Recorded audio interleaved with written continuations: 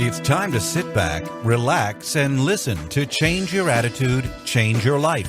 Change Your Attitude, Change Your Life will inspire, motivate, and empower you. Live your best life now. Listen, learn, think, and decide. Change your attitude, change your life. And now, here's your host, Joan Herman.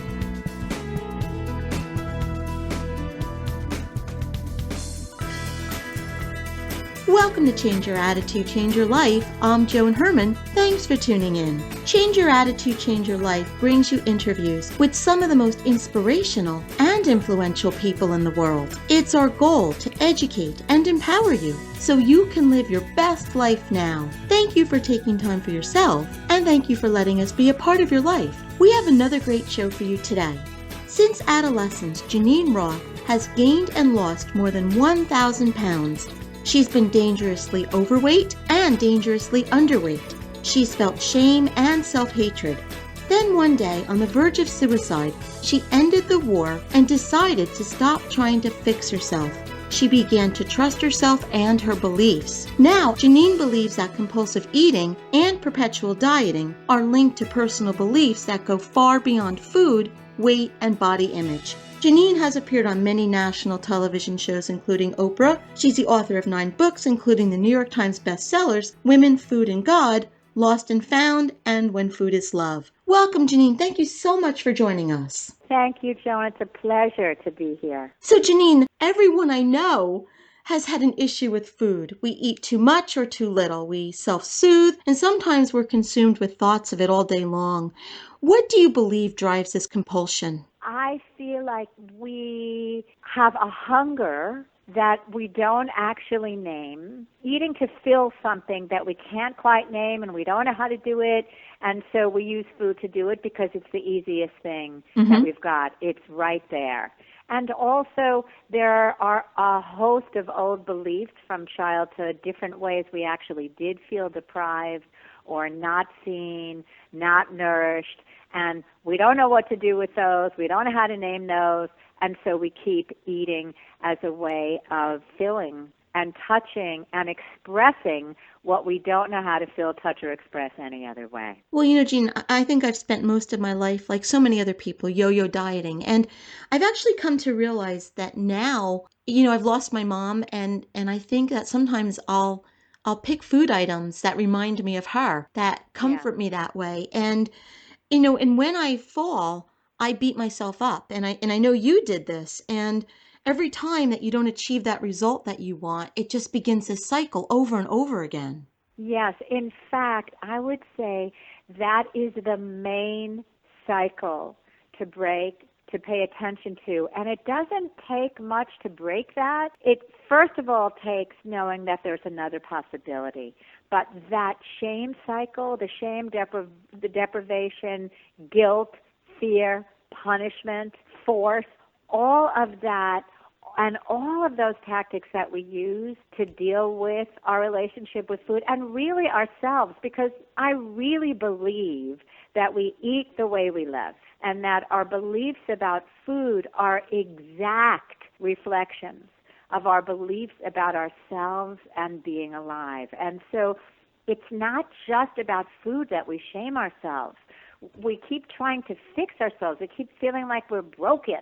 And if only we could fix ourselves and get to this ideal image we have of ourselves, then everything would be right. And how that manifests, of course, with food is, if only I could lose that 10 pounds, that 15 pounds, that 20 pounds, which, of course, I've already lost 25 other times, if not 50 or 100 other times in my life, and it didn't actually do what I wanted it to do. Next time, I'm positive it will do that. And so we keep doing the same thing, even though that same thing never works. It sounds like we have it backwards. We decide that we're going to go on this quote-unquote diet, or we're going to exercise, or we're going to make these changes, but we never change what's going on within ourselves. So once you changed what was happening within yourself, did everything fall into place then? Yes, it didn't happen like a deck of cards, right? Like one of those card shufflers who just go, the whole thing goes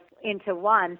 It was the key to me. The first step for me was realizing when I was on the verge of suicide that the shame and the guilt and the fear and the punishment with which I had treated myself and my relationship with food had never worked. I'd been anorexic by that time, and I had been very, very overweight. When I was on the verge of suicide, I was 80 pounds over my natural weight. So I really went crazy on those scales. And when I stopped, it was because I realized in a moment that the way I had been doing it wasn't working and that I needed to find another way. And that way was to be curious about what I was doing and to be kind to myself.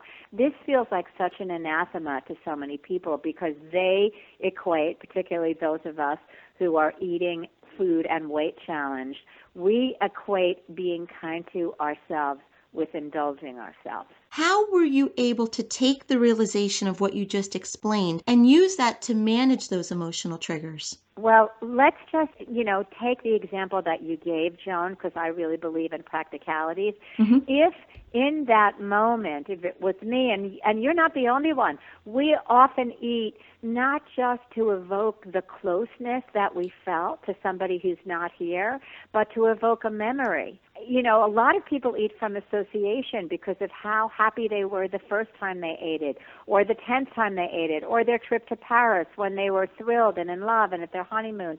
And so we use food to evoke memories or feelings of closeness. And so what I recommend to people, and this is just a step because what I recommend is quite practical. All the steps that I use are very, very practical and doable.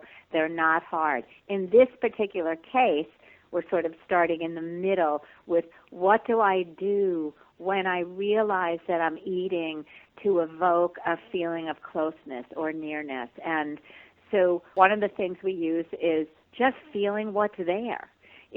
You feel, in this moment, I'm missing my mother, or I'm missing how I felt when I was on my honeymoon. My husband and I just had a terrible fight.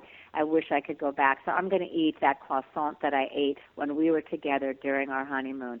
So you realize what you're actually feeling. And because you're already feeling it, you don't actually need food to bring you back there. You're already feeling it. We turn to food. It's actually the second step, but we already are where we are. And so thoughts of the happiness, bringing back the happiness or the closeness, those are your thoughts and your feelings, your relationship.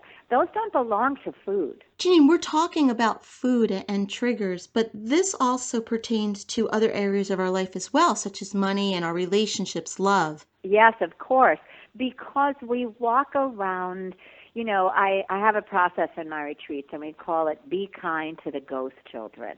And by that I mean we walk around with these sort of undigested, frozen in the past parts of ourselves that are hungry or scared or never felt like they got enough. And until you name those and welcome those, and I know people listening to me right now and listening to us are thinking, welcome those, forget it, I'm not going to do that. But that is the issue itself. It's because those feelings have been exiled that we eat to express them, and eating out of them is a way that they get our attention. The problem is we never pay attention to the feelings. We just go off on the shame and, I can't believe I did that. But if there's a part of me, let's take the relationship with money, for instance, that felt like it never got enough. I never got enough love. I never got enough kindness. I never got enough of being seen. Then that not enoughness is going to show up in many parts of our lives. It's going to show up in my relationship with my husband, with my friends, with money, with work, with food. It shows up everywhere because it's us that's bringing ourselves to those relationships. And so because we have these old, unnamed, but mostly unwelcome parts, the ghost children parts, we can't see what we actually do have. It blocks us from seeing the abundance we have, and everybody who's listening to this at this moment has enough of at least one thing in their lives, and probably 2 or 3 things. But when we keep focusing on what we don't have, is that our brains keep getting wired in the same old way along the same old circuit. So noticing what you do have at the beginning is not as fast in the brain as noticing all the things that are wrong, but taking in the good of your life and noticing what isn't wrong right now is a wonderful way to start counteracting those old feelings that are based in the past that are no longer true now of what you do have instead of what you don't have. The book is Woman, Food, and God, An Unexpected Path to Almost Everything by Geneen Roth. If you would like to get more information about Geneen and her work, you can visit her website, GeneenRoth.com. That's Geneen, GeneenRoth.com. Geneen, in our final moments, what would you like to leave our listeners with? It is absolutely possible, no matter how long you've been struggling with your relationship with food, to work through this, to heal, to resolve it, to adore yourself, to adore your life. Geneen, thank you so much for being here with us today. Your work is truly life-changing, and I'm a firm believer that until someone believes that he or she is enough, nothing will ever be enough. So thank you so much for being here. Yeah, thank you, Joan. It's really, really been a joy. We'll be right back.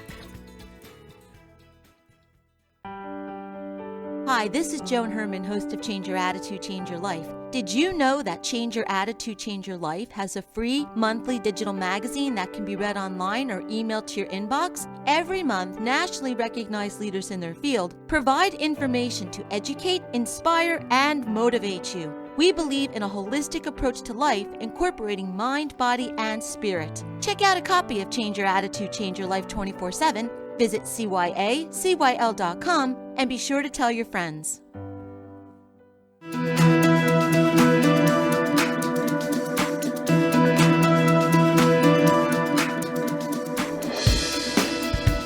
Thank you for joining us today. We hope you found the show informative. At Change Your Attitude, Change Your Life, we believe that knowledge is power. Take what you've learned, apply it, and live your best life now. Remember that the information provided are the opinions of our guests and should never replace the advice of a professional who knows your personal situation. If you'd like more information, visit our website, CYACYL.com. That stands for Change Your Attitude, Change Your Life. While on the site, listen to past shows on demand, read the digital magazine, and be sure to follow the show on Facebook and Twitter.